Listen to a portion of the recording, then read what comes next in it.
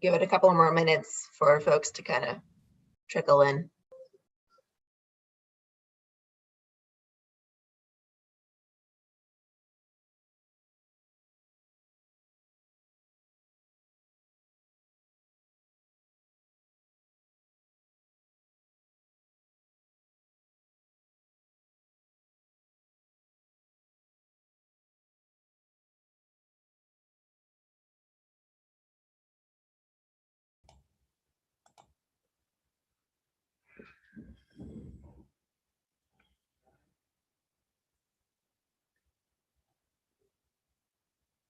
So Aaron, this is Ellen. Can you hear me? Yep, I can.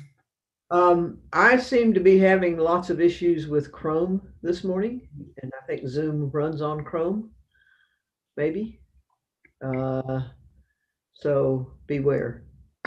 Okay. Yeah, it sounded like there were maybe some 3 times in the last 15 minutes. fun.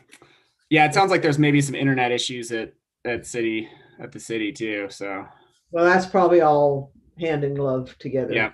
Just a heads up. And I wasn't going to places I shouldn't be going. So that was good. IT's not shutting down your internet access. They haven't so far. Every year we have to have a discussion about sites that shouldn't be blocked because I need to get access to them to book music festivals. But other than that, it's okay. Right. Pesky booking agents only work during business hours, strangely enough. But all their clients are probably exact opposite. Yep. They're all still in bed. Yeah. Well, I think we've got just about everybody. Sarah, maybe we probably get started. Yep, I agree. So I'm going to go ahead and call this meeting to order. We'll start out with a roll call. I'll go ahead and just kind of go across on my screen and call out folks as I see them and give us your name and your affiliation, please. I'm Sarah Cofield. I'm with the Health Department. Corey. Corey Aldridge, Mountain Line. Ben. Ben Weiss, Public Works and Mobility. Jeremy. Good morning, Jeremy Keene, City of Missoula Public Works Director. Ellen. Ellen Buchanan, Director of the Missoula Redevelopment Agency. Neil. Neil Miner, I'm proxy for Donna Gockler at Missoula Parks and Recreation. Aaron. Pehan. Arian Pehan, Director of Community Planning, Development, and Innovation. Juniper. Juniper Davis, Missoula County Parks, Trails, and Open Lands. Dory.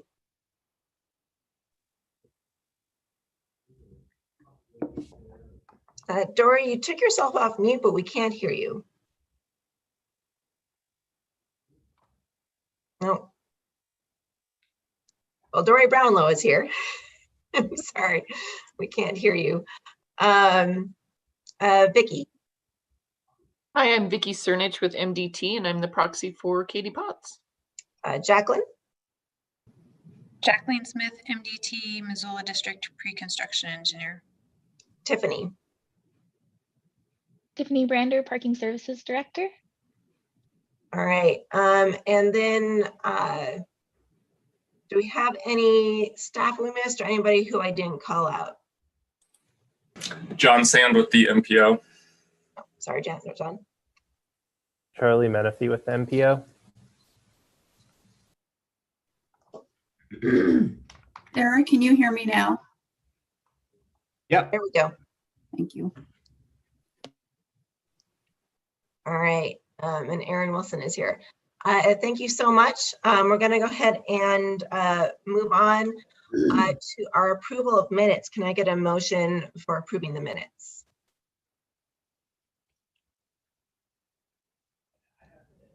I'll make a motion. Thanks, Corey. Dory, I'll second that motion. Thanks, Dory. All in favor? Aye. Aye. Aye. Aye. All right. Any opposed? Any abstain? All right. Motion carries. Do we have any public comment? I don't see any public online. We've got, it looks like we have only one. We had two for a minute, but one of them looks like there was an unknown attendee that left. But we have Stephen McDaniel, who's going to be helping present one of the items today. So I don't know if you should be able to see those in the attendees list. Sarah. Okay, I just pulled that up. All right, so not hearing any public comment, we'll go ahead and move on to our new business, which is electing the Transportation Technical Advisory Committee Chair and Vice Chair for 2021. Aaron, take it away. Yeah, this should be a fairly straightforward and easy agenda item. With TTAC, we have historically rotated the chair and vice chair positions between city, county, MDT, Mountain Line, Mr. TMA. I think those were, and there was an attachment that I included in the agenda, but let me share that just so you can all see kind of the rotation that we've gone through.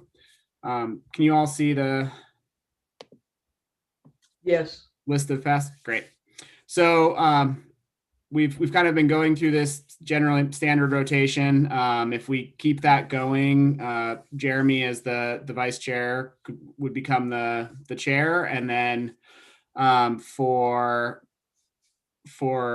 vice chair we would have, I think it's who would be next. I believe it would be Mountain Line would be next in line. So Corey, if we stay with this, we're not there's nothing that requires us to stay on this, but it keeps the rotation and keeps it fairly straightforward. So with that, I think all we need is our nominations for chair and vice chair, and then a motion to elect those.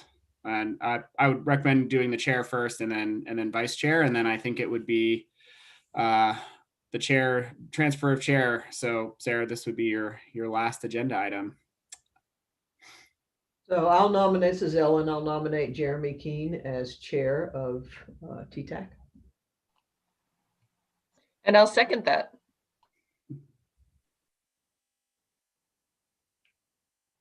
Awesome. Jeremy, you have any hesitation on that, or are we good to go? Nope. Thank you for your confidence. I'm happy to do it.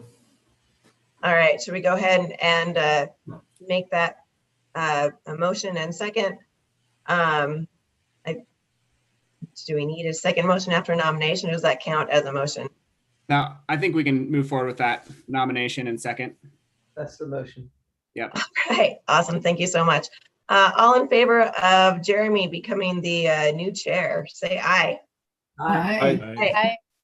All right, any opposed? Any abstain? All right, Jeremy, congratulations. It's yours. Thank you. So am I running the meeting now? I'm having a hard time bringing the agenda up. Yeah, you're running the meeting now, but also we need a vice chair. So I can't bring it up either. It's Do you want me to share my screen with the agenda? Well, let's finish this nomination and then I will need help bringing the agenda up.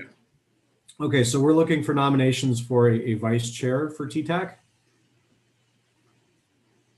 I'd nominate Corey. Dory, I'll second that nomination. Okay, thank you. Any other nominations? Corey, does that work for you? Yep, that would be just fine. Fantastic, thank you. Okay, hearing no other nominations, we'll do a vote to approve Corey Aldridge as vice chair for TTAC. All those in favor, say aye. Aye. Aye. Any opposed? Okay, thank you.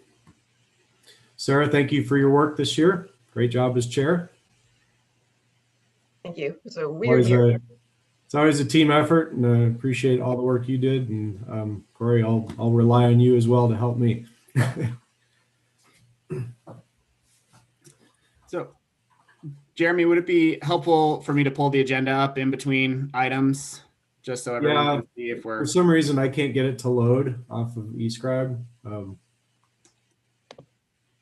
Yeah, I've tried it in SD Home and on Surface, and it loaded earlier before this meeting, but it will not do it now.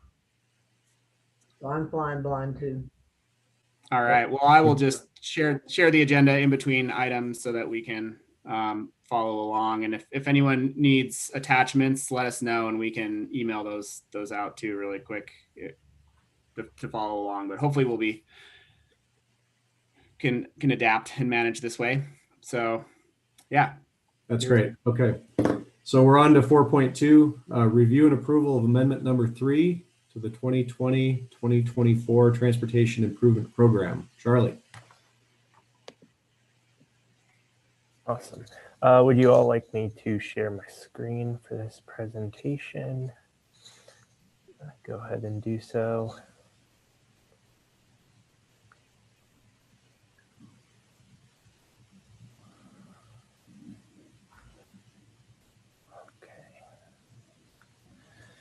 All right, thank you all. So I'm presenting the 2020 to 2024 TIP Amendment 3.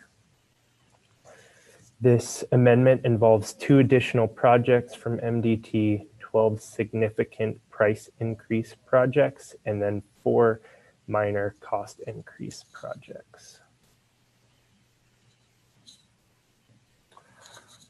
So the first of the new projects is a pavement preservation project along West Broadway, including mill and fill, seal and cover processes.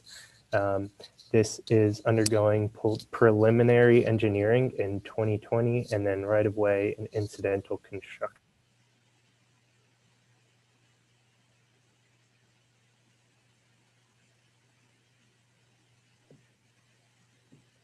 I think we lost you, Charlie.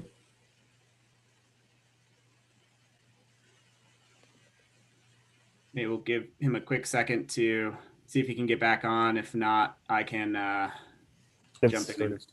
Oh, Charlie, we lost you there for a second, but you're back now. So.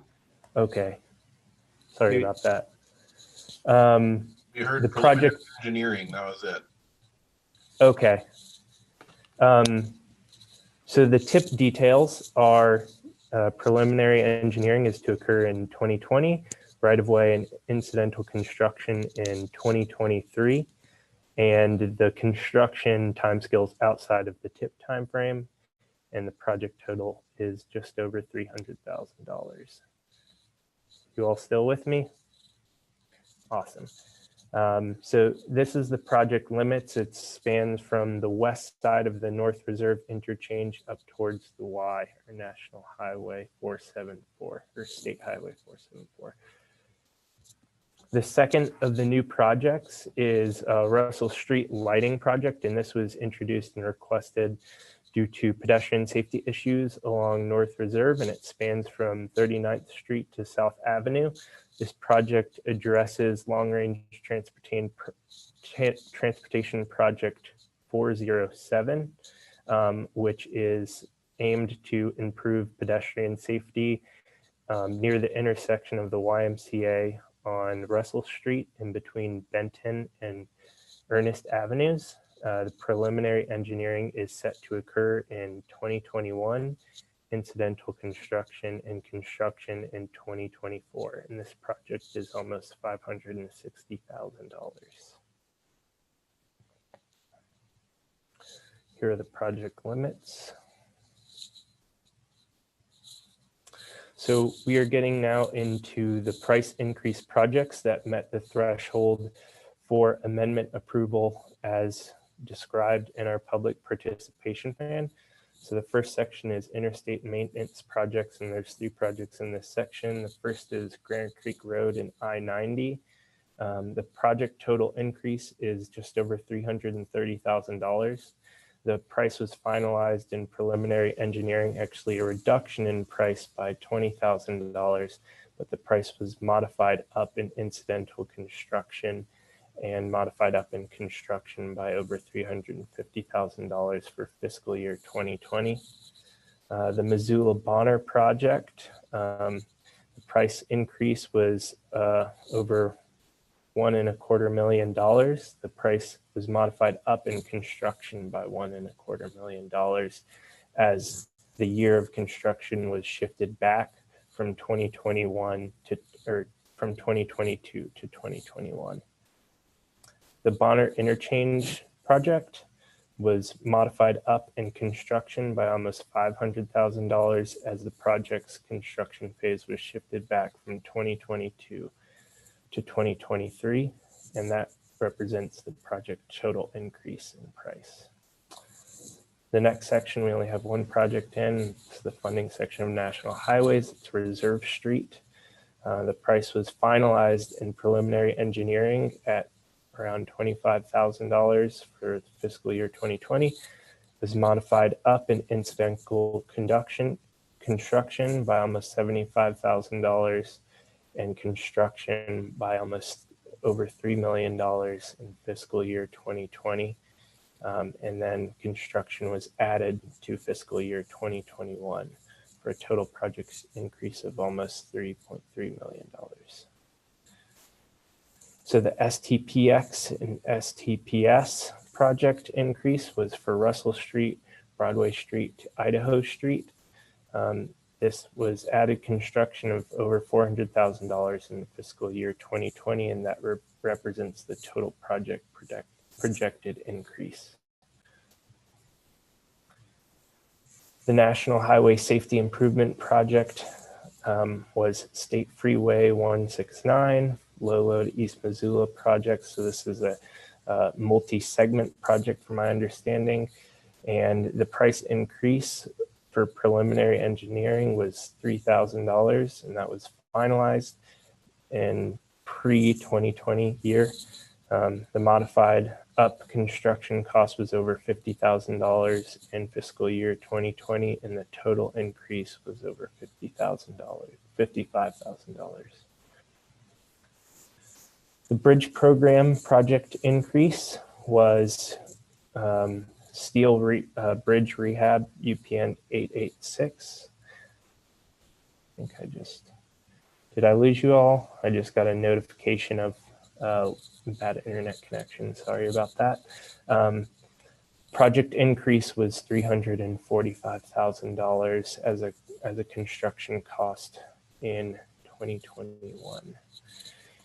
And then our Montana Air Congestion Initiative, MACI discretionary program, the Grant Creek Road and I-90 project was modified up in construction for fiscal year 2020, almost $140,000.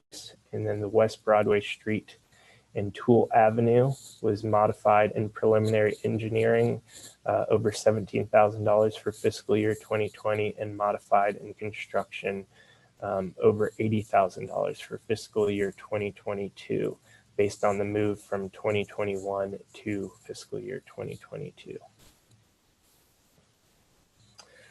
So our transit project increases in 5310 represented vehicle purchase, and those increased by almost $150,000 based off of the purchase of accessible vehicles, and $50,000 for a 12-passenger van. And then TransAid increased based off of new MDT revenue projections.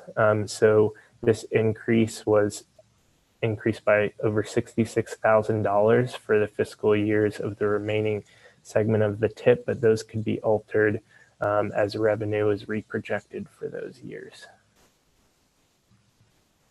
And then these four administrative price modifications don't meet the public participation plan's requirement for an official amendment, but we will share them now. The van, so we have an increase of $25,000 in fiscal year 2021 for van pool vans.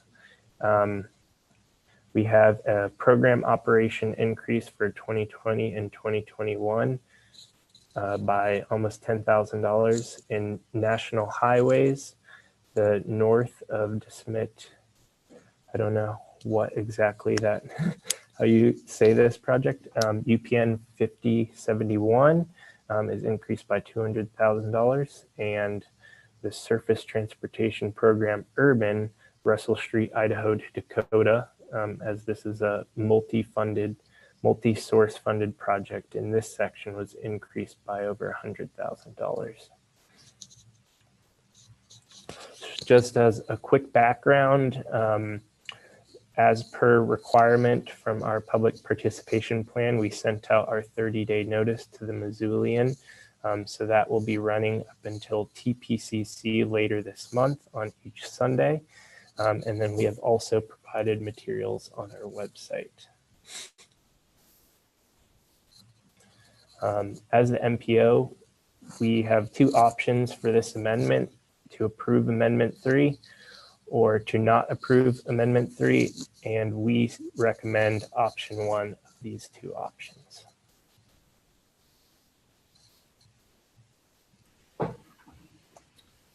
Thank you, Charlie. Any questions from the committee on the staff presentation?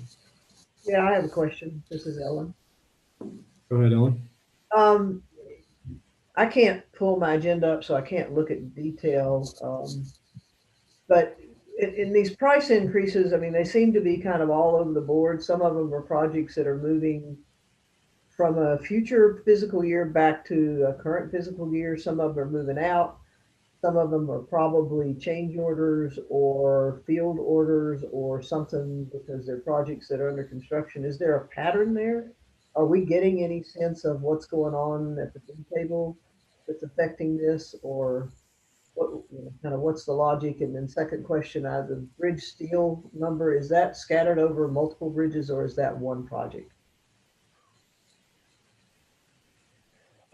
So I think the general pattern in price increase, and I'll have anybody else step in here, is related to moving phases back. So that sort of naturally increases price projects or projects for prices for phases.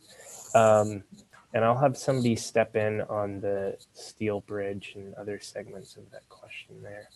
Well, if you're moving them out to a future year, I can see where you would anticipate inflation and a price increase. One, you moved back from 20 Ellen, and to the 21 and it went up. What's that? you kind of cut out a little bit there, Ellen, but I'll try to answer a little bit more on a lot of these projects. When we get these amendments from MDT, they are just, we're, as projects move along, the cost estimates get better. As projects move from engineering into construction, those costs can go up. A lot of it is just as projects move forward, those costs change. There are others that are related to change orders or impacts of projects as they're in construction. So Russell Street's a good example of that phase is wrapping up. There is some additional work happening, and we've seen sort of as that project moved forward, as change orders happen or construction proceeds, that those costs can change. And I think we've got Jacqueline and Vicky who could also jump in on any specific changes that we have questions about, or it's kind of part of this routine as we get these TIP amendments. We do them a couple times a year to reflect changes in these projects as they move forward.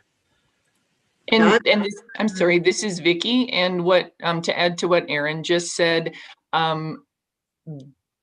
this TIP amendment also is including changes from our tentative construction plan, so our MDT's 5-year plan, and the other changes, we kind of hang on to if they're not, huge kind of things, so we can only do, so we only end up doing these amendments a couple times as opposed to every other month that we've seen in our past. Yeah, I'm less trying to challenge or question the validity of the changes and more looking to see if there's any kind of trend here that we can understand. Because I have no idea what is going to go on or is currently going on with bid prices. And if this could give us a barometer, that'd be nice. If it doesn't, that's fine too. Well, look, for Mountain Line's part, I mean, ours are really small amounts, but like the paratransit vehicle, that's the overall cost. That's not additional right additional amount. So I don't know if it's just showing you what the cost is because it's being moved into that year and actually not the increase of the cost on it. So, but I do have a question on the projects that are listed under the Montana Air and Congestion Initiative. I'm just curious as to what, how these projects that are in there qualify for that. Like, what are they going to do to improve our air quality? I think we've had a few in the past that I've questioned, you know, do they actually have an impact on air quality, like curb cuts? I can tell you, if I don't have to sit at that traffic signal on the exit ramp at Grant Creek and I-90 trying to make a left turn onto Reserve, you're going to save some air pollution. But I don't know if it's going to accomplish that. It's a horrible. This is Vicky, and Ellen's exactly right, because this is Mackey funds from the discretionary program. The idea is to help air quality, but it's not like the CMAQ funds where you have to show your air quality improvements. Like it says, this is the discretionary program. So things that tend to be done with Mackey money is intersection improvements, ADA ramps, things like that. Does that help, Corey? Yeah, that helps. So it has different rules, I guess, than the CMAQ does. So. Oh, yes, definitely. Okay, I've got Ben Weiss and then Sarah. Go ahead, Ben. Thanks, Jeremy. I'm curious if the Bonner Interstate Maintenance, does that the removal of the piers, the good news that we read in the paper this weekend, that the piers can come out of the river, is that what that cost increase is for, that 1.2 million? No, the one listed here is for pavement preservation project. And I am currently working on getting the Bonner Pier Removal project nominated. So you will be seeing that one sometime in the future. How much pavement gets preserved for $1.25 million?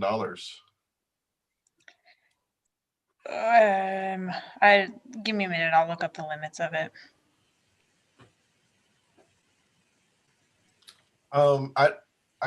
I don't want this to come off as an objection to any of this. I'm gonna vote to support this amendment. I just wish that we would have more information about what each of these projects is and why the dollars increased every time that these come through, instead of just a list of the numbers. I think that especially in light of recent national activity, there's a tremendous distrust in government and what we do. And I think it really behooves the public and ourselves if we are very clear about how we're spending the public's money. And this needs to be as transparent as possible. I think that our requirement of a couple weekend notice ads in the Missoulian needs to be reevaluated too. And I think that we need to provide as much info as possible when we're talking about such large dollar amounts. Well, this one was one of the head scratchers for me. Obviously, the scope's been increased or something, because if you move it back from 2022 to 2021, you would think it wouldn't cause a cost increase just by virtue of doing it a year earlier. Prices should be a little better because you don't have inflation to cram in there. That's what I thought too, Ellen, which is why I was hoping this was the pier removal. Yeah, well, you're being optimistic about how quickly bureaucracy can move, aren't you, Ben?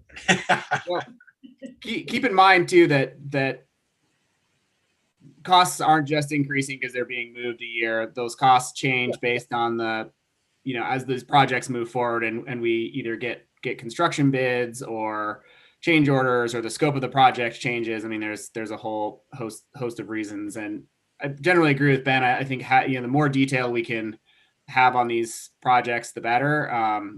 I think it also is a balance of not sort of information overload of, projects that have minor modifications. That's just sort of the course of doing business, is these numbers go from planning level estimates to construction estimates. And that's just sort of part of the process. Well, one thing that could be helpful with a PowerPoint like this is just to simply have a note on each one of these projects that says something like scope increase or estimates versus bid prices, or something that just gives you some notion of what's driving it. Because there are a lot of these lumped together, and I'm sure they all have their own nuance, if not totally separate reasons for why there's an increase. Yeah. I want to give Sarah a chance to ask her question, and I have some comments as well. Awesome. Thanks, Jeremy. So I've been going through the TIP document, and stuff isn't marked in red, so I wish I could just look at all the black numbers and really quickly assess the changes and see them in that document. My question is, because I know that we have a certain amount of funding that comes through that gets funneled into projects and whatnot. With these price increases, because they're not small, like these are some really significant price increases.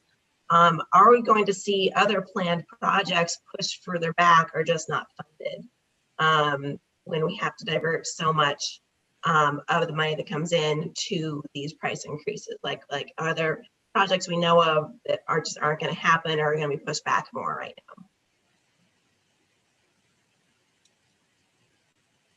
Yeah, that's a good question. I think I'd have to defer it, since most of these, all but Russell, are MDT projects aside from the transit funding, and so this is more of an impact on their statewide programs, and so it doesn't necessarily mean that Missoula projects are getting pushed back. It just depends. I think my understanding, it depends on what the next projects in line for those funding sources are.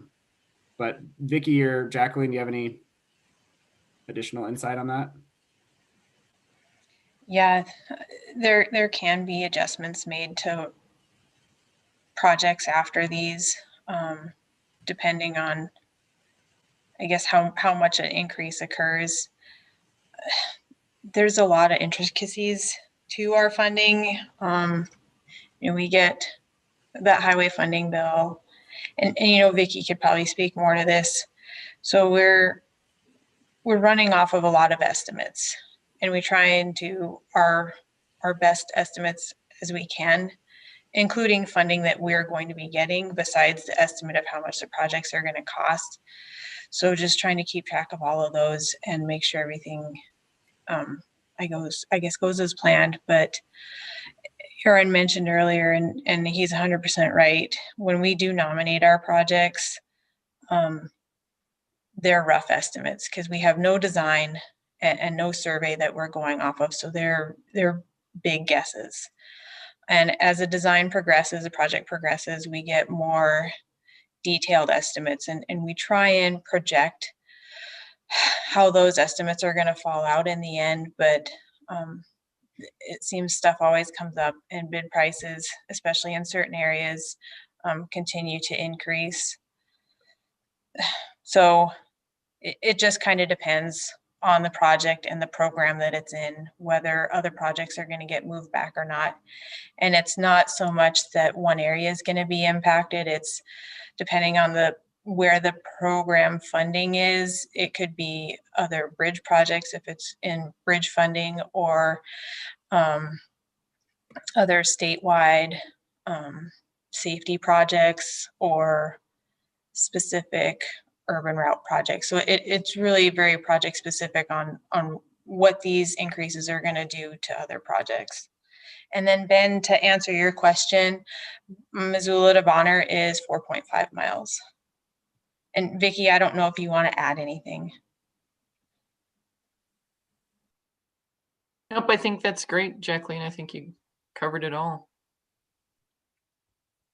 So thanks, Jacqueline. So the way I'm looking at this is some of these changes are forward-looking projects that haven't happened yet, and I fully understand how difficult it is to estimate projects, especially when we're in a period of inflation. We are seeing quite a bit of cost inflation in our cost estimates with other public works projects. So can certainly appreciate that some of these early projects where they were estimated at a pretty high level need to be adjusted as you go forward into construction.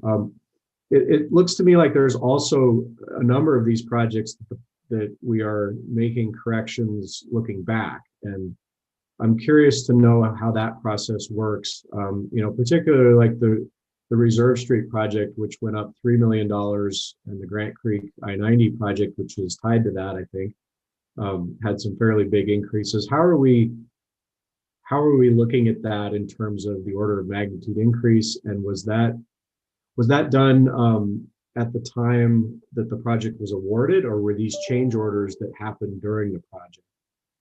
Because when we get to this point and we're asked to approve things that have already happened, we really don't have any say in those decisions.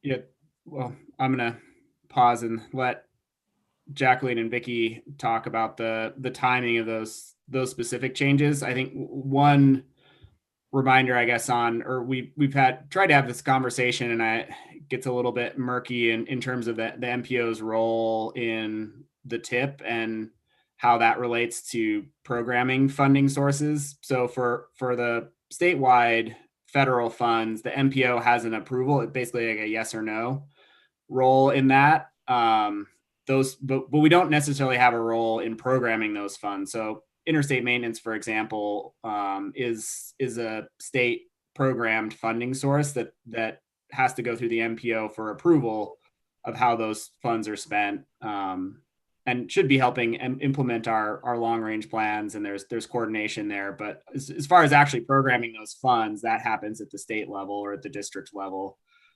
which is different than CMAQ or SCPU, where the MPO actually has discretionary authority to program those funds. So I don't know if that context helps a little bit, but for the timing, Jacqueline or and then this is Ryan. Yeah, this is Ryan, FHWA. I guess I would only add 2 comments on that, Aaron. I think you're right in what you said. I think it's helpful to think of it in terms of the MPO maybe having a veto in this case. I mean, you can't force the state to program X project in your MPO, but you do have the right to say no.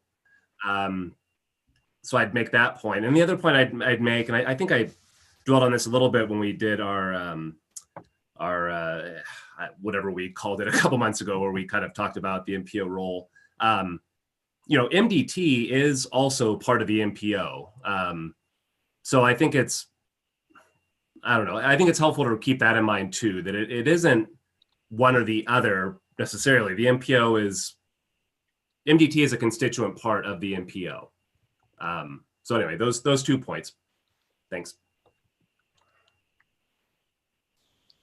Yeah, and I know there's 2 big ones that we're seeing really big price increases on, and one of them is traffic control. And traffic control is just high in urban areas to begin with. And then just with how the prices for traffic control continues to go up, we're just getting hit really hard with those costs on all of our projects. And so Ellen, you brought up a good point about trends. And so this is a trend that we are seeing, and we are definitely factoring that into our future estimates to make sure that we're not caught off guard as much as we have been in some of these more recent lettings. Hey, Jeremy, this is Shane. I just wanted to jump into and respond to, I think your question was related to kind of partially, are these price changes, say during construction, are those change orders, or how did those come about? And we've never had that discussion as far as like an IM or a NH project, simply because those are MDT projects, and generally speaking, the MPO is not that concerned about the prices on those projects, simply because it doesn't really impact us all that much. What we've always been protective of, though, is the urban funds. And when we had change orders during construction, and those impacted the future urban projects and the scheduling, that was always kind of a question. And the hard part was we meet monthly. And if they're doing change orders and we got to wait a month to get an agenda item on a TTAC or TPCC agenda to approve a change order to keep a project moving.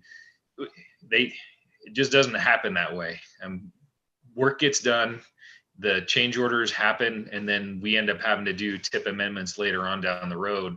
I don't know if that helps or not, but I guess I would just say, since I've been on TPCC, or not TPCC, but TTAC, it's been like, I don't know, an on and off discussion about timing on change orders and pricing of projects.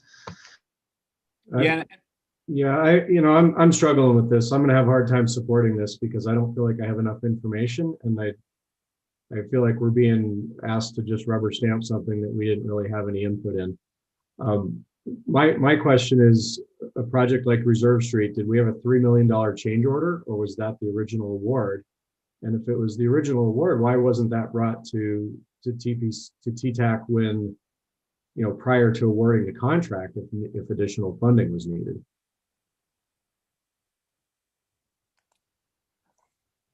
Yeah, it's a good question. I don't know, Jacqueline, if you know why the price changed by that much, if that was just the bids came in higher, or if that was a series of change orders. Yeah, I was just looking through our change order file, and what I see is change orders do not total 3 million, not even close. So there are some change orders, not to that magnitude. I think it was probably a difference in the actual awarded price versus our estimated price. So the combination of bids coming in higher and then a couple change orders. And I guess back to, my comment would be to your concern, Jeremy, and not having enough information on rubber stamping. My thought is that, the MPO and TTAC's role in this, how much does that impact us as an MPO if MDT's project is 3 million higher? That's kind of their program to manage. It doesn't necessarily impact the MPO if those prices are higher. I mean, it's not anything that impacts us. I think it does impact us because these are all projects that are occurring within our MPO boundary, and what we do within that boundary affects our transportation system. And so the way that we prioritize those resources, whether we're actually programming the projects or not, it does affect us. So, Jeremy, maybe a question from staff perspective of what information would be helpful for us to, or is it information that we need to present in these amendment processes, or is it just information that we need to get on MDT's process and programming of projects and how costs are increasing, just to give us some direction on how we can prepare better information for these updates? Well, I think it's timing of when these are presented, when the amendments are asked for, and also why are these costs changing so much? And we don't have even project totals, so I don't have any way of knowing what's the order of magnitude of that change. Is it a minor change or is it significant? And in the case of the Reserve Street project, I thought that was like a $4 million project, so a $3 million increase is enormous. And I don't understand why. I don't, it's not that it wasn't legitimate, it's not that it wasn't necessary, it's just I don't have enough information. And I know maybe this isn't the MPO's job, but we're asked to approve something. And if this is our role to approve these tip amendments, then I don't have information to support it.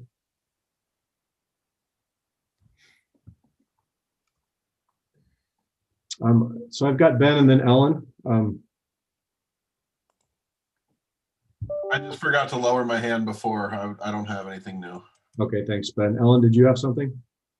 You pretty much said what I wanted to say relative to the bigger picture, and that is, if we're being asked to vote on something, we should at least know what we're voting on.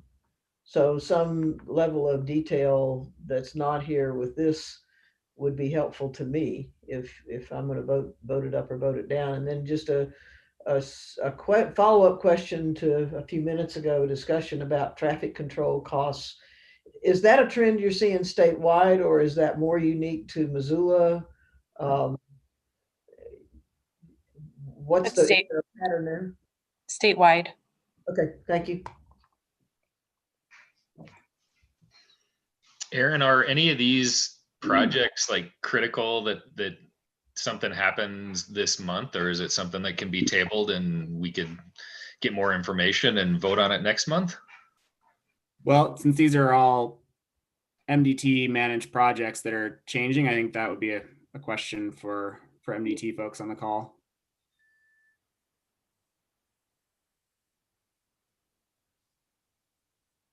I don't know if Vicky or Jacqueline have any thoughts on that. So is the thought that this would be tabled for next month and then discussed and approved at that point, or I guess what time frame are you thinking for this? Yeah, if it gets table, or if the TTAC's recommendation is to not approve the amendment, we could bring it back, and directing us to get more information, we could do that and bring it back in February. And so it would go through TTAC and TPCC again. And I think TPCC in February is on the 16th. And then there's the review and approval period for MDT and FHWA approval of the amendment. So probably looking at mid-March for having a finalized amendment.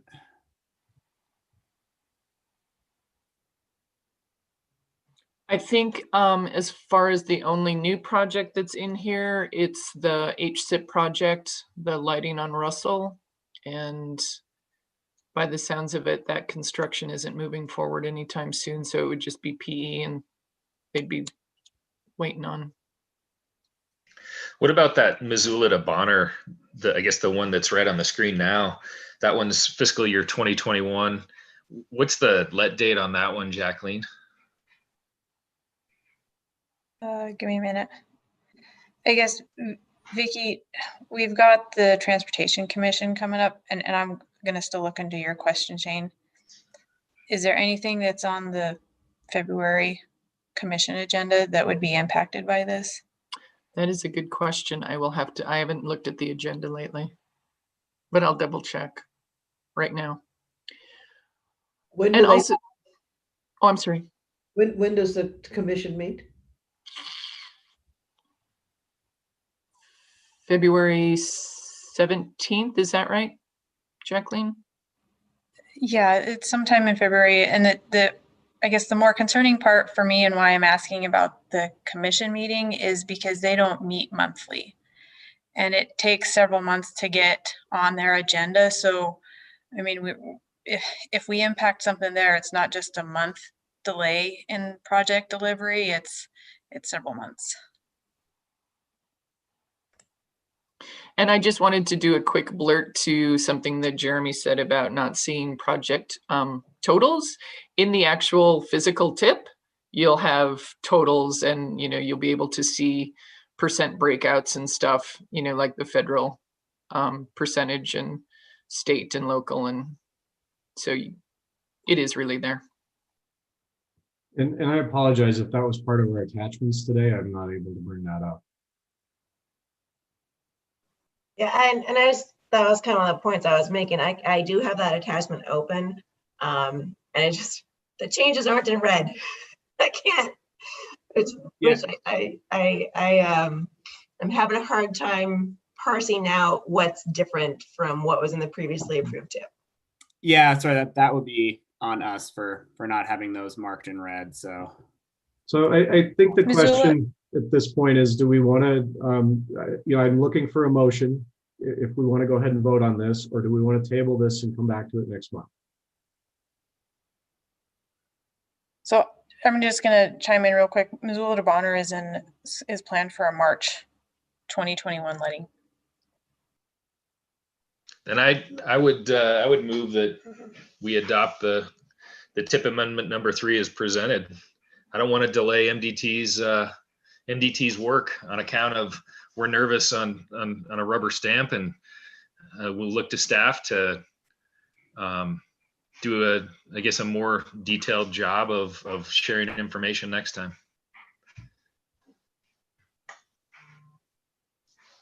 Okay, so we have a motion, looking for a second.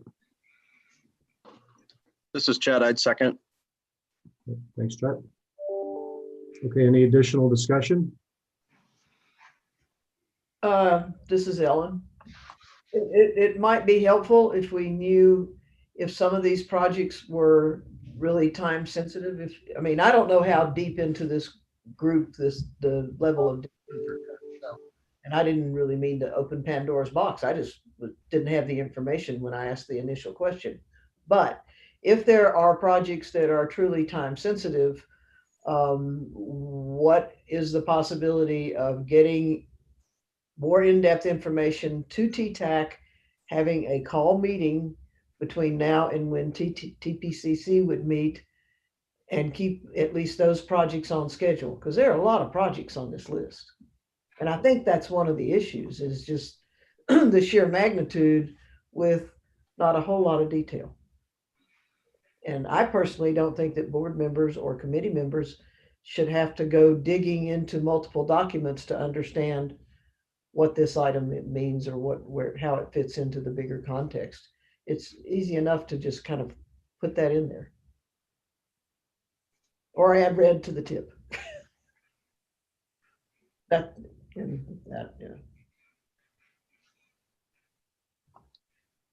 Okay, so we have a motion and a second. Is there any public comment on this? I don't see anybody else on the line. Any public comment?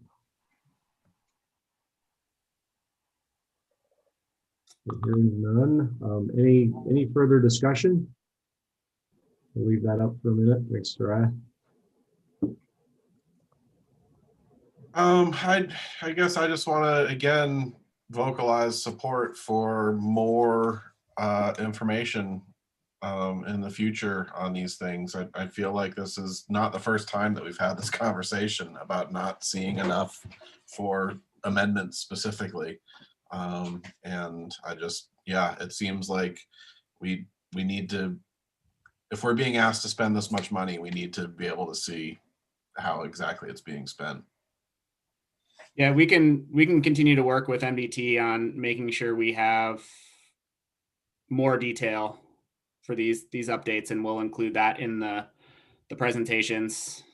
Much more detailed breakdown of dollar changes, what that's for, and why. So we'll work on getting those details for future tip amendments, or likely the next change will be a full tip adoption and for a new tip over the summer. Jeremy, just a quick comment for me, and I agree with Ben and Ellen on this front of having a little bit more information. I mean, I do trust the folks that are working on these projects, and I trust there are realities there that probably, even if we had all the information in the world, I don't have the expertise on some of those projects to really make a different decision one way or another. But I think there's an important transparency point here, that at least a little bit of a understanding as to why those are changing is really important. And I really agree with Ellen. I mean, trying to dig and find those answers, at least for me, is something that I don't have a whole lot of confidence in really being able to get that and know matter of factly that, yep, this is what we're talking about and this is why these numbers are changing. So I just want to add, I guess, another voice to that. Really, I think some value to having a bit more of an ability to answer why these prices are increasing. And I would feel more comfortable about then saying, yeah, this makes sense to me. My second here on this motion really, I think, is to try to keep things moving. I do agree with Shane. I mean, these are important projects, but then there's this other piece we don't want to lose track of. Yeah, thanks, Chet. You expressed my thinking really well there. I also don't want to hold up MDT. MDT is working on important projects, and we want to work as a team. And so, I'm just looking for that better transparency and understanding of what we're working on together, so that we can support each other. I fully recognize that cost is a difficult thing to estimate, especially when you don't have all the project details designed. Well, I think it's important if somebody comes up to one of us and says, why was there a $3 million increase on this Reserve Street project? And we can't answer the question, but we voted for that increase, credibility is shot. It's not a matter of questioning what MDT is proposing or that these are good projects. It's just, we need to be accountable. Okay, thank you. If there's no further discussion, let's go ahead and do a voice vote. All those in favor, say aye. Aye. Aye. Aye. All those opposed? No? Okay, motion passes. Thank you for your work on that. Thanks for the good discussion. Let's go ahead and move on to the next agenda item. You'll put the agenda back on the screen for me, Aaron.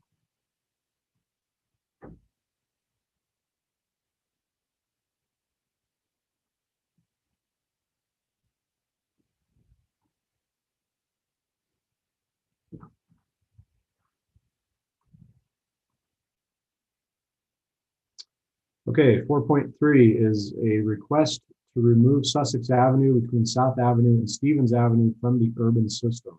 Aaron. Yeah, thanks. So this is going to be actually, if let me get Stephen into this, into the meeting, because Stephen McDaniel, if WGM is here to help present this item and talk a little bit about the specifics to the Sussex Street changes and why that's coming forward. And I'm going to start with let's see if I can get a PowerPoint up here.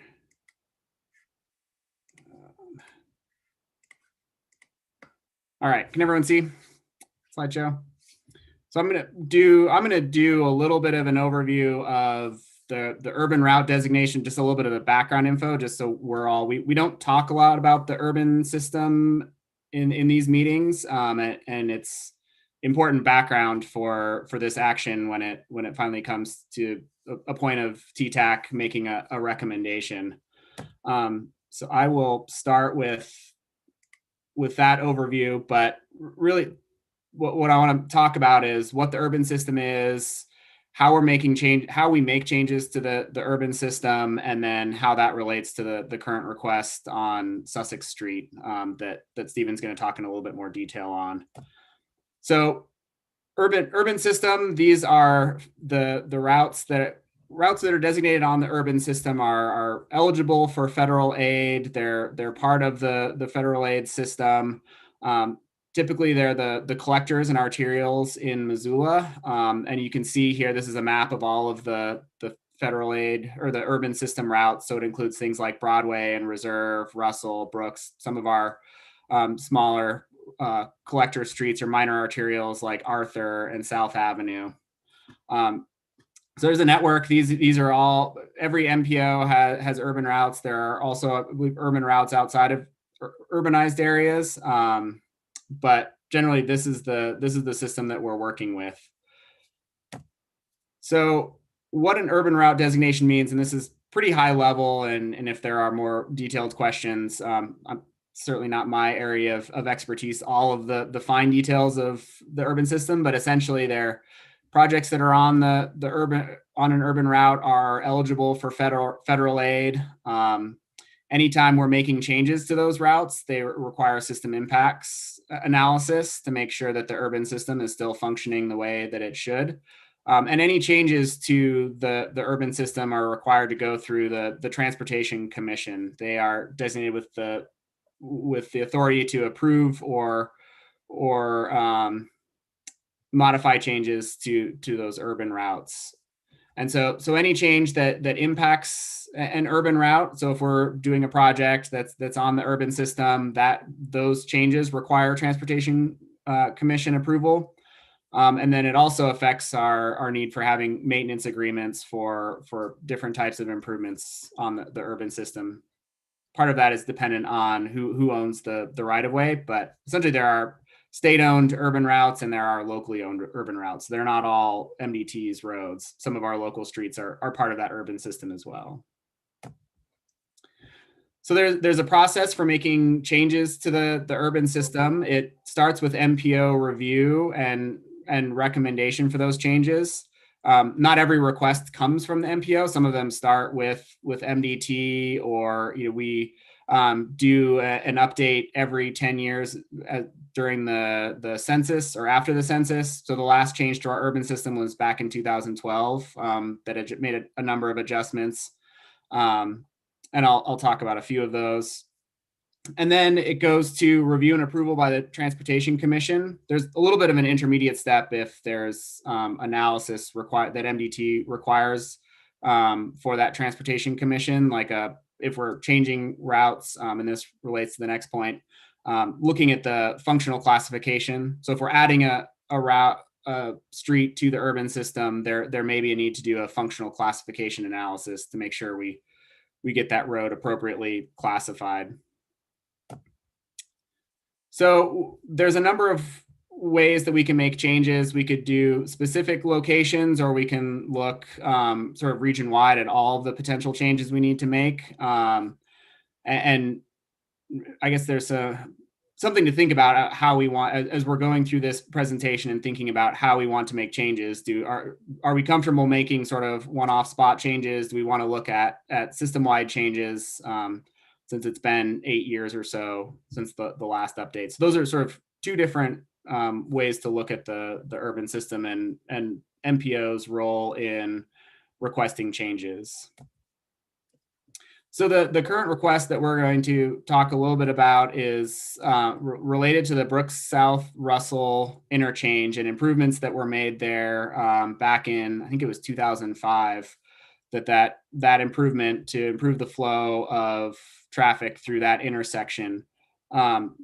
This was also one of the primary drivers of the last change to the urban system. We took some roads, for those of you who are around, there were a few roads that were removed from the urban system in the downtown area. And there were additional or streets that were added to the system in this Brooks South Russell to accommodate that change. And essentially what that means is with the changes to Brooks South Russell, flows of traffic were diverted onto Garfield and Fairview for the south to Russell, northbound, left turn, northbound onto Russell. There was the Sussex connection from South Avenue to Brooks to facilitate the through movement and left turning South Avenue traffic.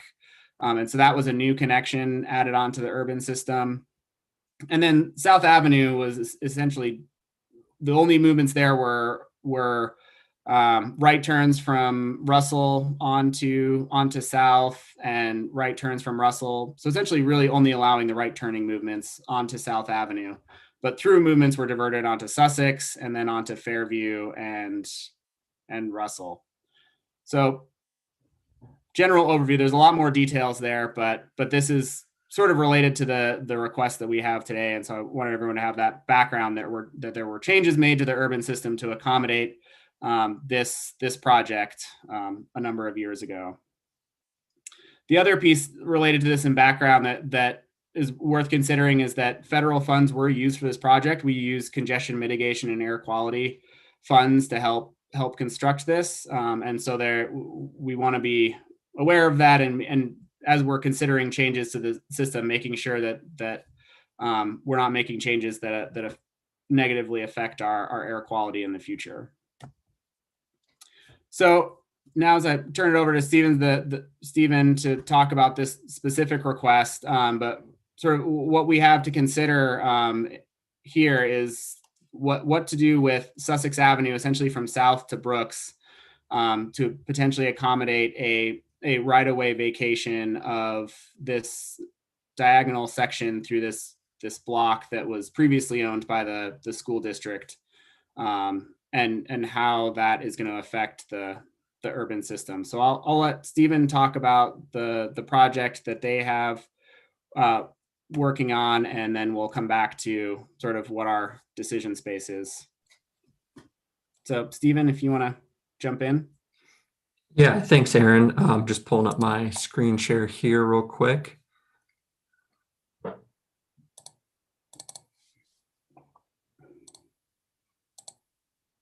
Oh, and it went on to a different screen. Can you guys, oh, it looks like you guys can see that.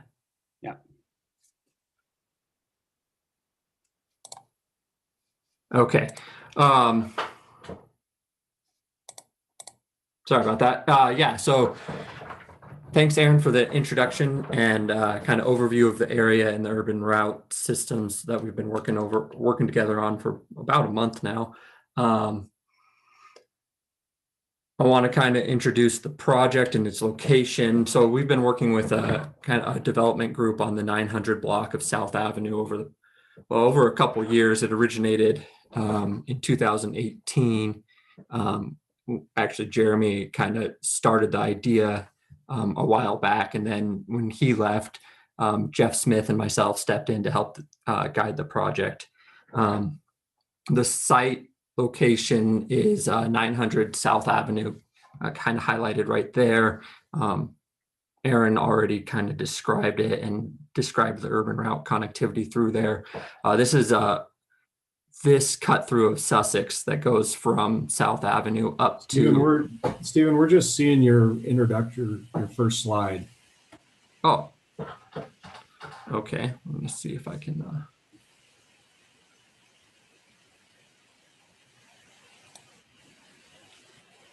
Changes here.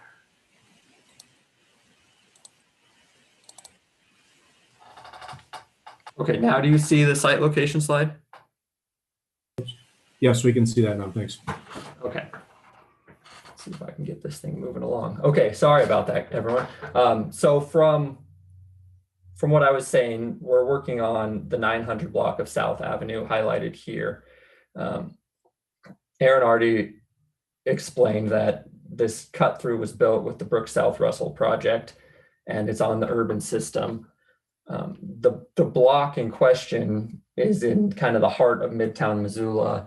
It's been an underutilized block since the construction of the Brook South Russell project and predating the Brook South Russell project.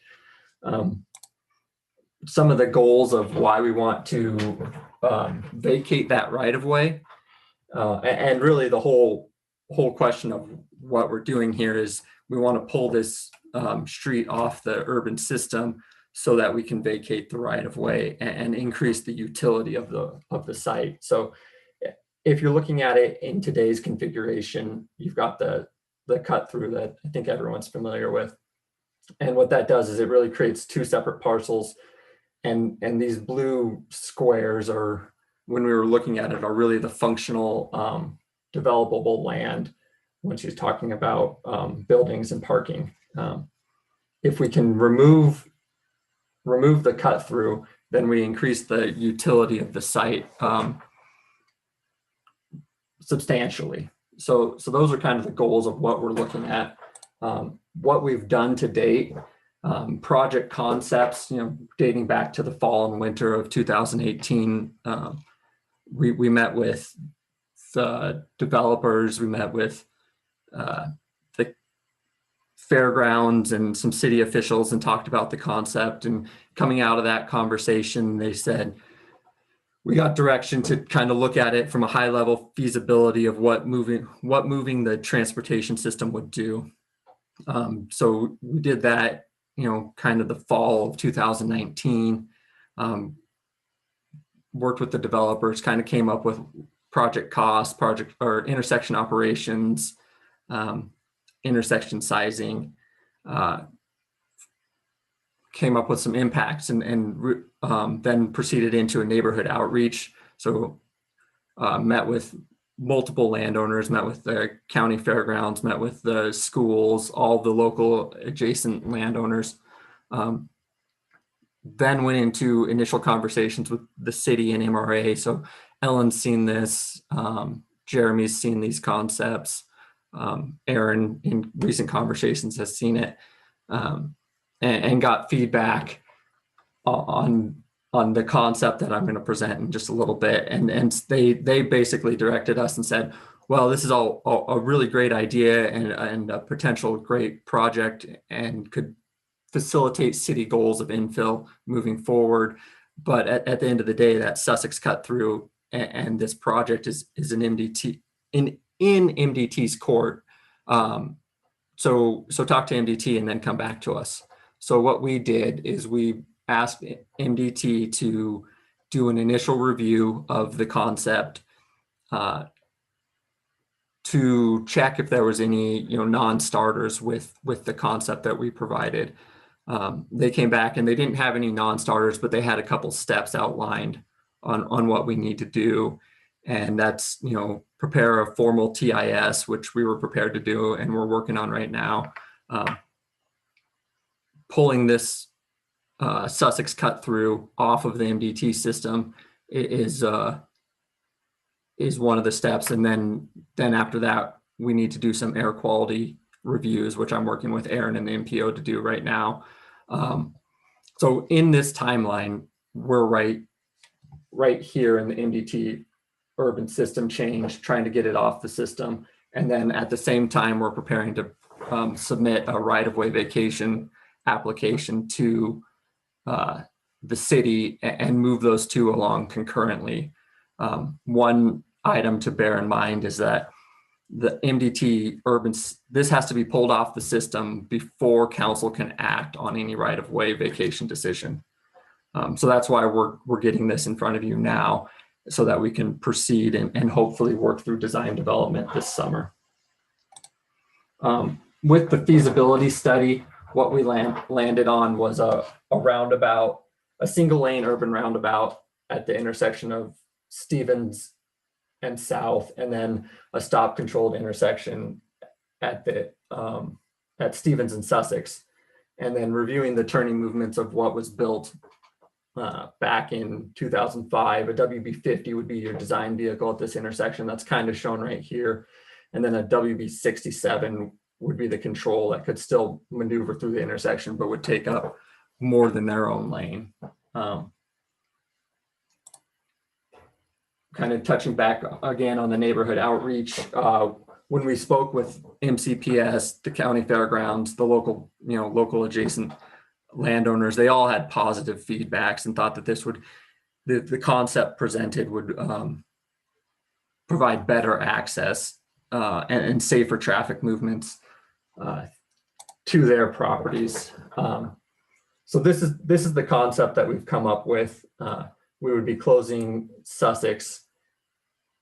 the Sussex cut through, and then routing everyone through this roundabout, and then up through the existing intersection here at Stevens and Sussex, or sorry, yeah, Stevens and Sussex.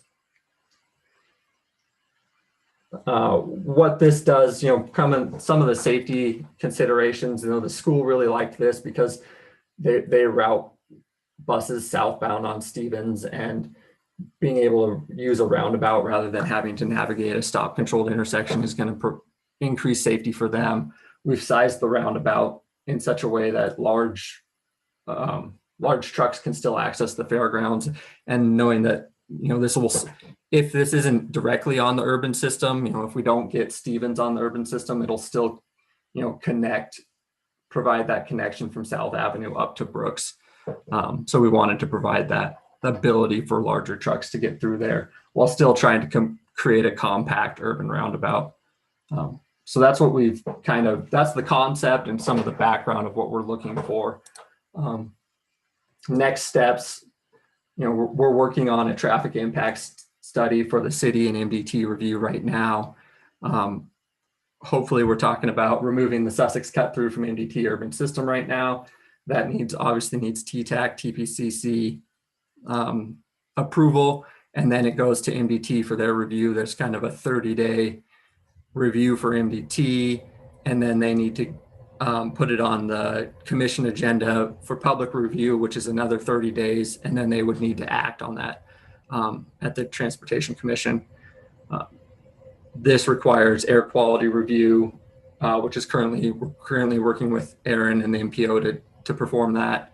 And then the right-of-way vacation, which we're in the infancy steps of working with the developer to submit that request to the city. So with that, I think I'm going to hand it back to Aaron. He said he wanted to touch base on a couple other items before we open it up to discussion.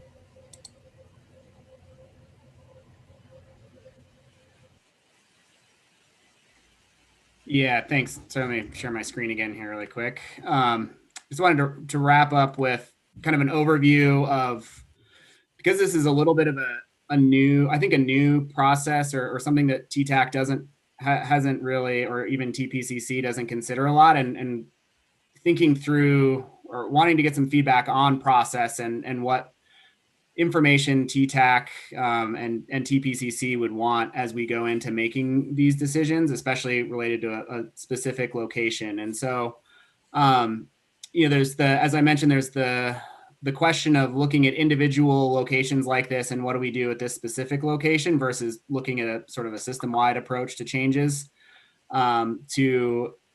to the urban system. And then the other big question that I think we need to answer in this committee or think through is whether we want to remove the section completely. So from Sussex from south to Brooks, that process is a little bit simpler for us to go through. So to remove a roadway or a section of roadway from the urban system, we make that recommendation. It requires Transportation Commission approval, but then it can get removed from the urban system.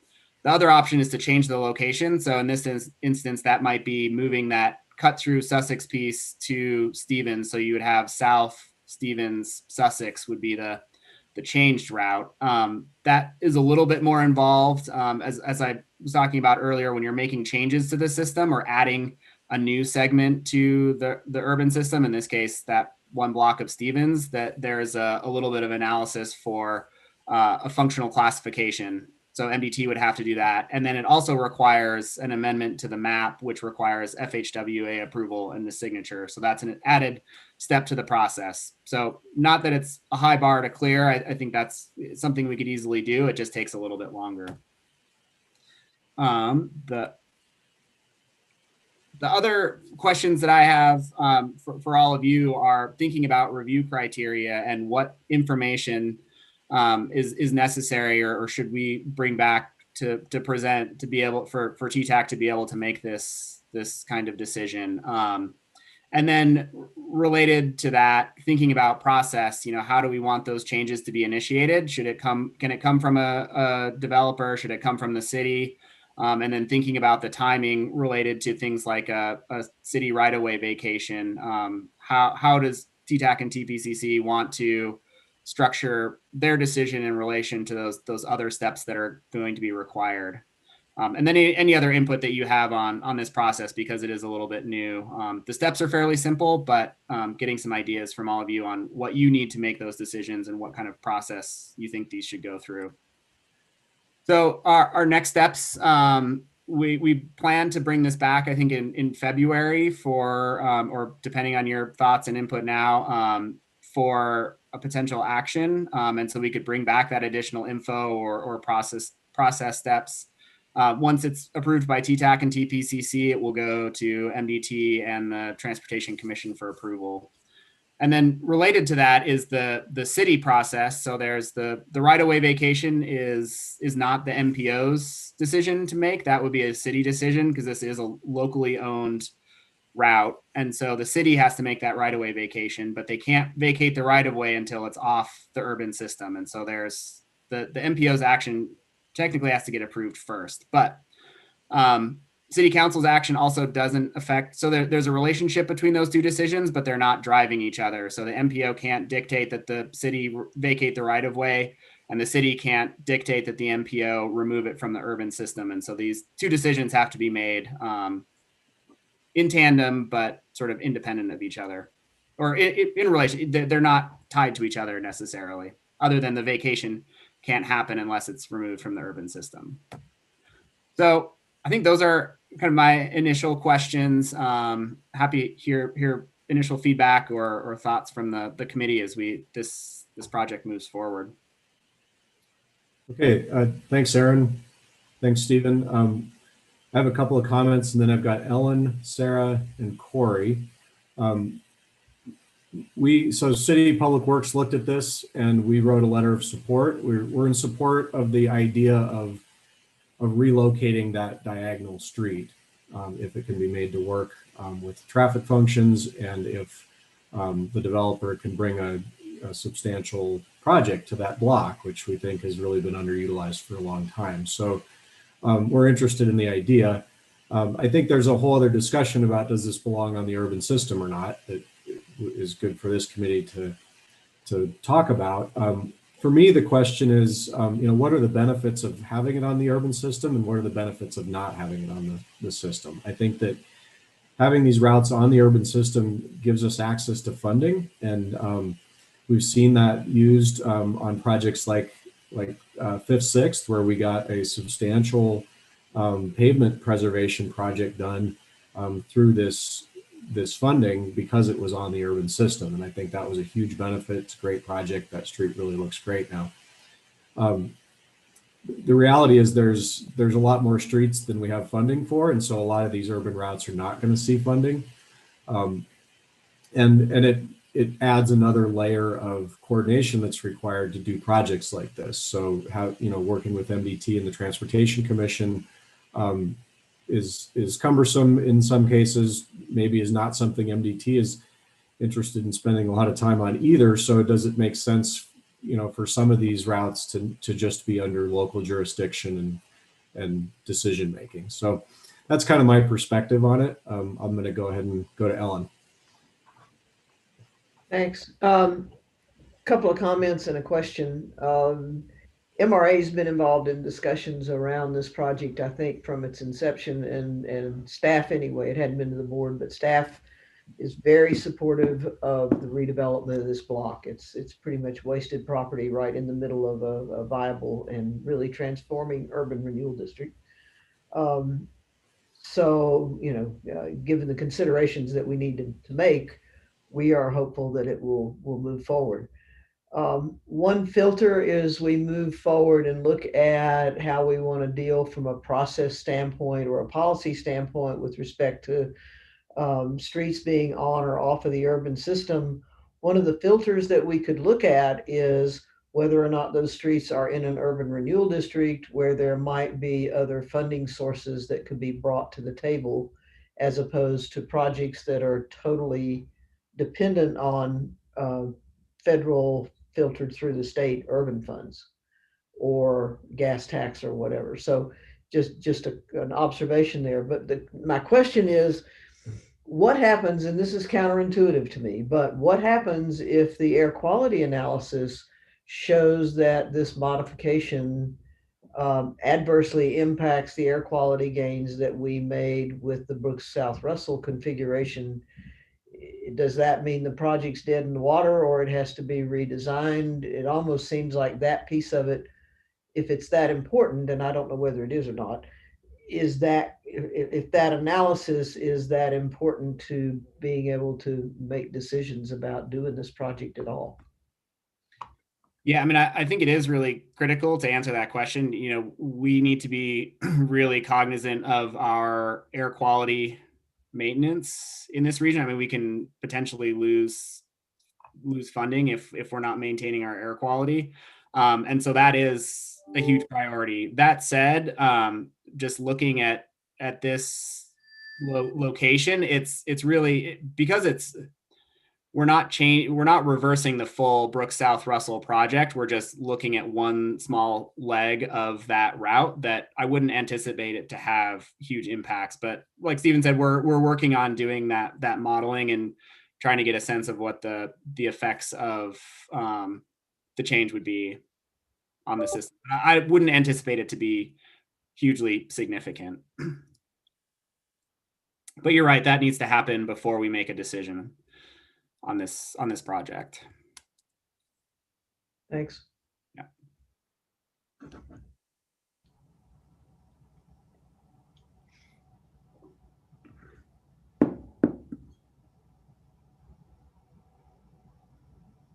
Sorry, Sarah, you're up. Awesome, thank you. Yeah, I obviously want to see the air quality portion. That's my gig. I don't anticipate, like Aaron said, you kind of won me over with the roundabout. I think that's going to be kind of the saving grace for not being too likely to have impacts. I do like roundabouts. I do want to, make sure you're looking at any transportation modeling, whatever, that there's not going to be a chance of vehicles stocked up and idling in front of the school. But I'm hoping with the roundabout that won't be an issue, but certainly an aspect to look at. Localized air quality impacts in front of schools are always something we're trying to avoid.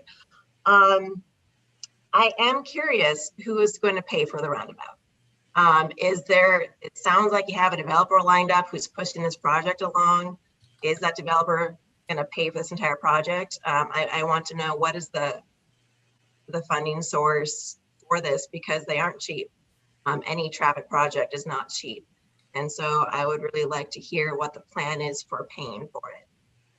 Yeah, I can kind of speak to that. One of the reasons we brought this to MRA and Jeremy in the past was the developer will plan to do a TIF request for this at some point.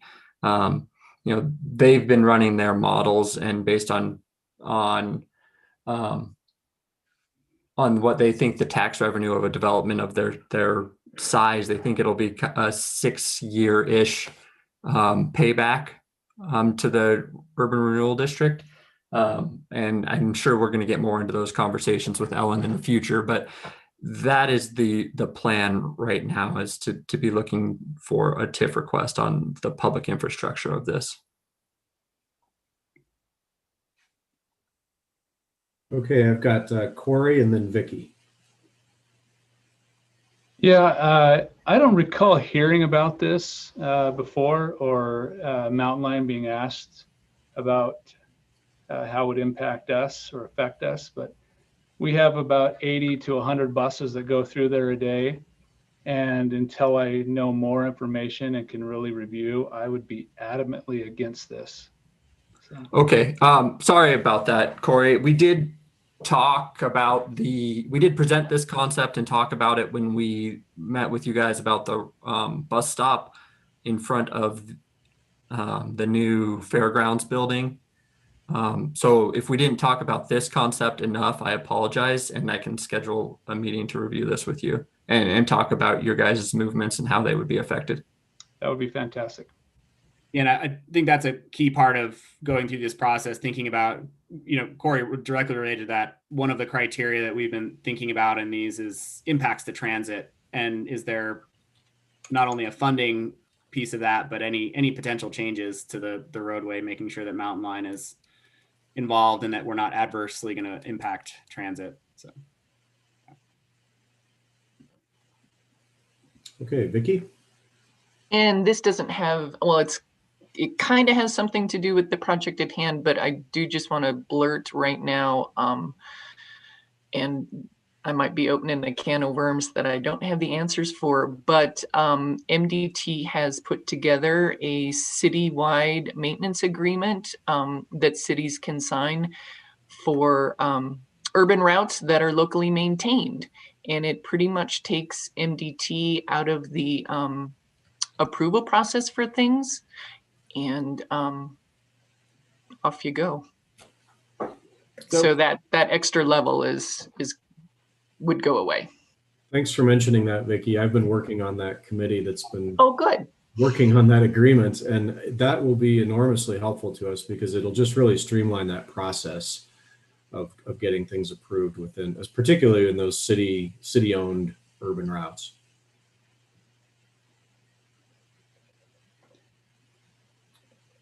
I have Katie Potts.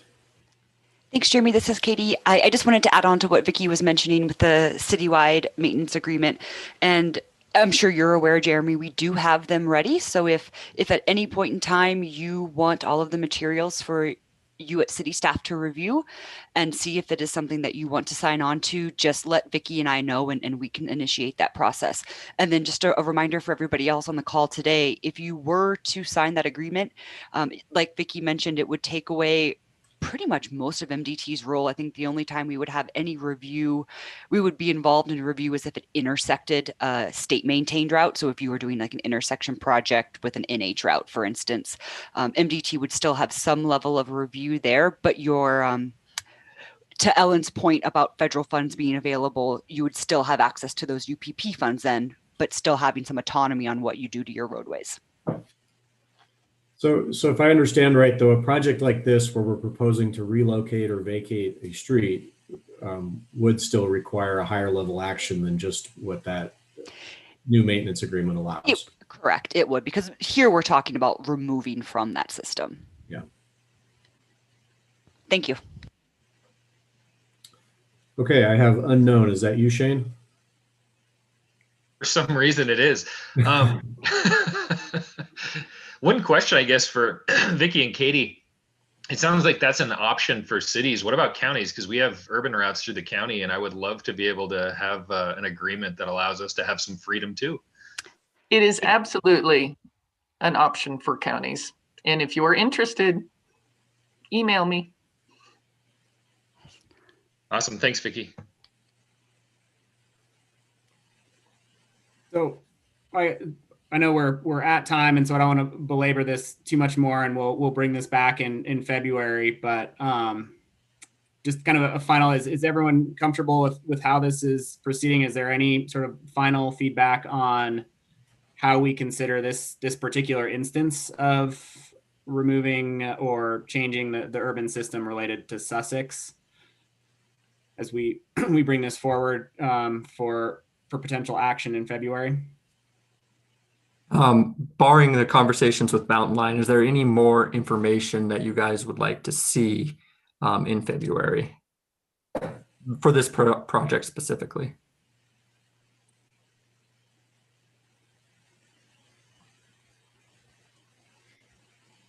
I mean, obviously I'd like to see the air quality analysis and also a traffic flow projection, like what we expect the intersection to look like, what we think is going to be really what's going to look on the ground. With your modeling, I don't think we can make any kind of decision without that kind of information. And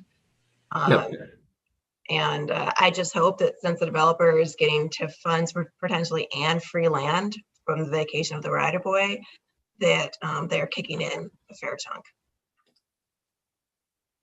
May I interject for just a second?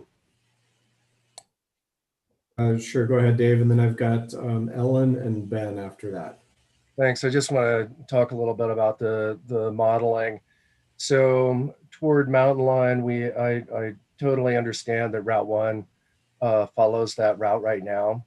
So for the transit network, I would just be continuing Route 1 to the intersection of South and Stevens, and then following the route as it currently takes.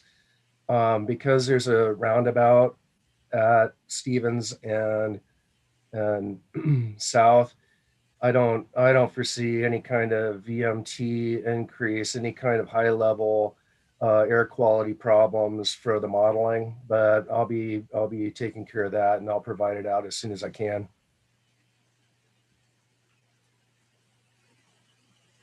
Okay, Ellen, go ahead.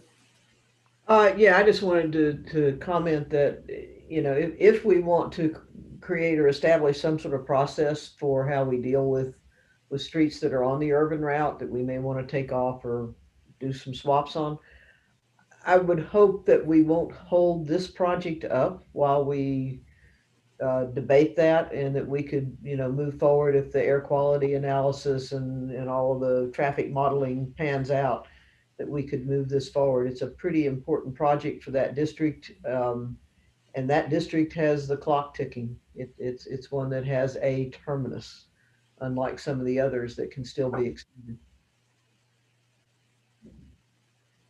Okay, Ben, and then Katie, your hand is still up. If you have a question, you can follow Ben. Thanks, Jeremy. I guess, yeah, I wanted to kind of echo what Ellen said, that I see us having more opportunities to influence exactly what this project looks like, and that we don't need to base our decision to remove that segment from the urban system on the performance of the entire project and modeling. And so I would support moving forward, you know, sooner than we have the additional information, just to get that stuff going. Whoa, excuse me. I also, maybe I missed this in part of the conversation, but historically we've been asked to trade 1-for-1, and is there a replacement proposed for this? Or is that part of the kind of reducing the size of the urban system conversation that was being had? And if so, that to me is the bigger question that we need to reckon with at this meeting, and that this poses, and that the actual design and performance of the specific improvements we can discuss later. Yeah, so that is, you know, one of the key questions is, do we remove Sussex from the system, or do we swap it to, say, Stevens? But we can, in the interest of time, we'll do some work at the staff level and come back with a recommendation for TTAC that, you know, we can discuss and move forward with either one of those, but we'll sort of lay out the pros and the cons of those options, and have maybe more of a formal memo to review and discuss at the next meeting.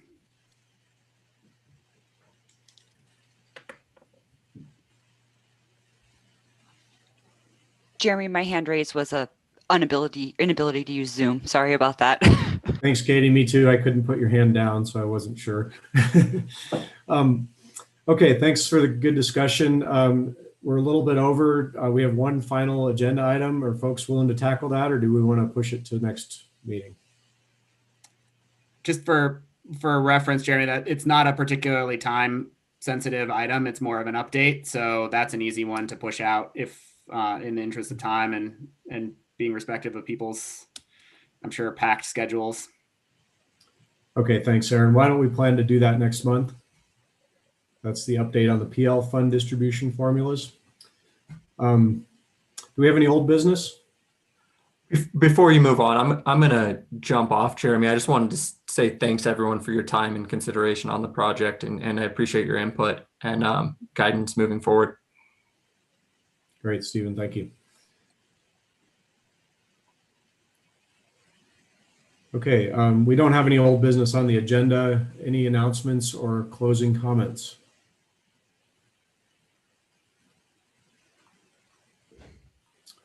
Okay, seeing none, we will be adjourned. Thanks, everybody. Thanks, everyone. Thanks. Bye.